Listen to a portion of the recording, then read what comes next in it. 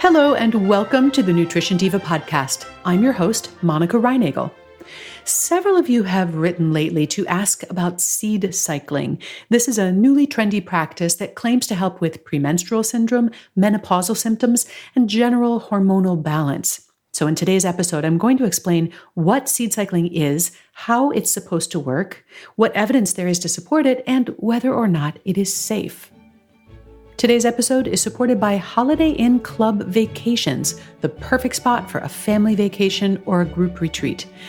There are 23 luxurious Holiday Inn Club vacation resorts all across the U.S. They feature spacious villas with separate bedrooms, fully equipped kitchens, living rooms, and private patios and balconies. And select resorts offer premium signature collection villas with upgraded amenities. You'll find championship golf, sparkling pools, delicious restaurants, and more. For more information, visit hcv.vacations/diva. That's hcv.vacations/diva.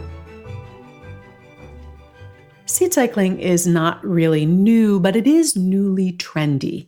The idea behind seed cycling is that certain types of seeds can help regulate the levels of estrogen, progesterone, and other hormones in your body. Synchronizing your consumption of various seeds with your menstrual cycle can allegedly relieve hormone-related symptoms, such as PMS, PCOS, that's polycystic ovarian syndrome, irregular periods, hot flashes, and generally increase your level of well-being. Some even claim that seed cycling can help you get pregnant. In a typical seed cycling protocol, you would eat 2 tablespoons of ground seeds every day. You can mix the seeds into a smoothie or sprinkle them on your oatmeal, and purists insist that the seeds be raw and freshly ground. Chewing well, of course, counts as grinding. During phase 1, which lasts 2 weeks, you eat a tablespoon of flax and a tablespoon of pumpkin seeds. And then during phase 2, which also lasts 2 weeks, you switch to sunflower and sesame seeds. And this would add about 100 calories, 9 grams of fat, 4 grams of protein, and 3 grams of fiber to your day. Now, if you are still menstruating, you'd start phase 1, that's the pumpkin and the flaxseed, on the first day of your period, and then switch to phase 2, that's sunflower and sesame seeds, on or around day 14.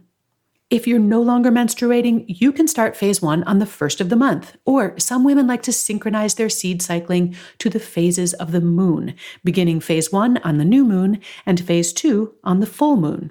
Howling at the moon is strictly optional. During a normal menstrual cycle, your levels of estrogen and progesterone ebb and fall in a predictable rhythm.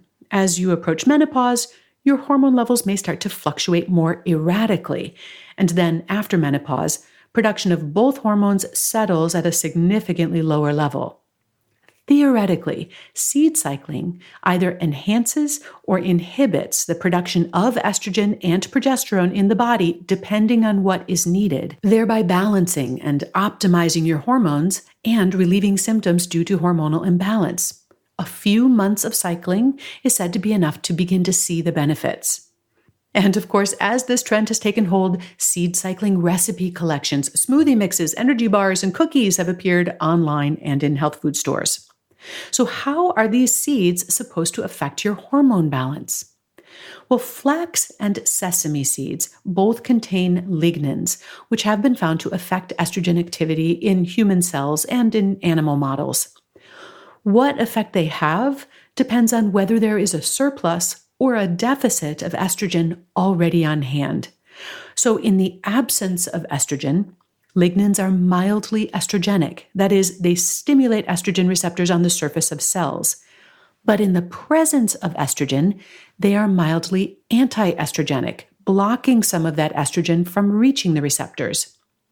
The lignans in both flax and sesame are similar in their estrogen-regulating effects, but for reasons I cannot explain, they are traditionally used in opposite parts of the seed cycling protocol. Pumpkin and sunflower seeds, meanwhile, play more of a supporting role. They contribute nutrients such as vitamin E and zinc that generally support reproductive health. Now, before we take a look at the evidence to support seed cycling, let me pause and thank this week's sponsors. Support for this week's podcast comes from Pete and Jerry's Organic Eggs. Pete and Jerry's has done one thing for generations: produce eggs that you can be proud to serve to your family.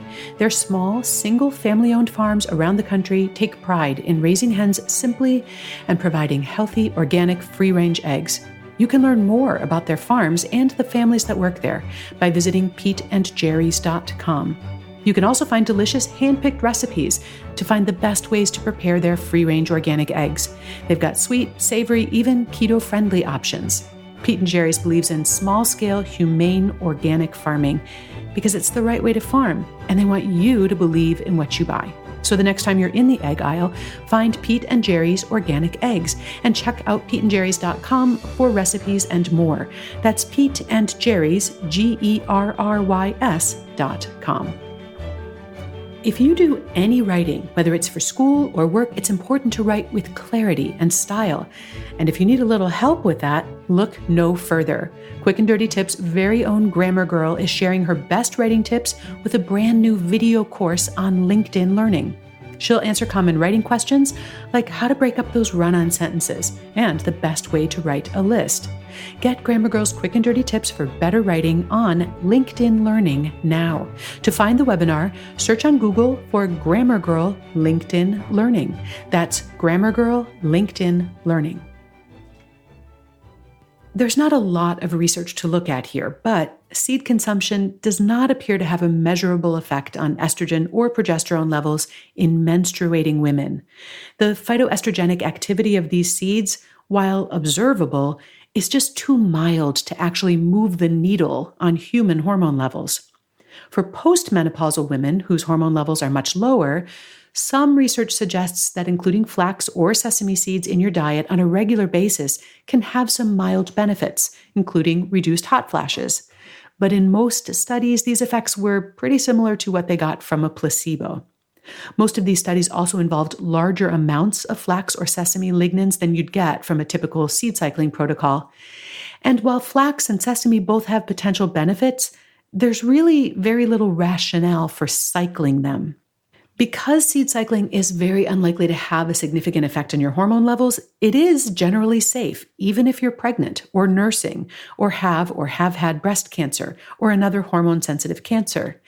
If you have any concerns, though, you should definitely run them past your doctor. All types of seeds are full of good nutrition, including protein, fiber, and healthy fats.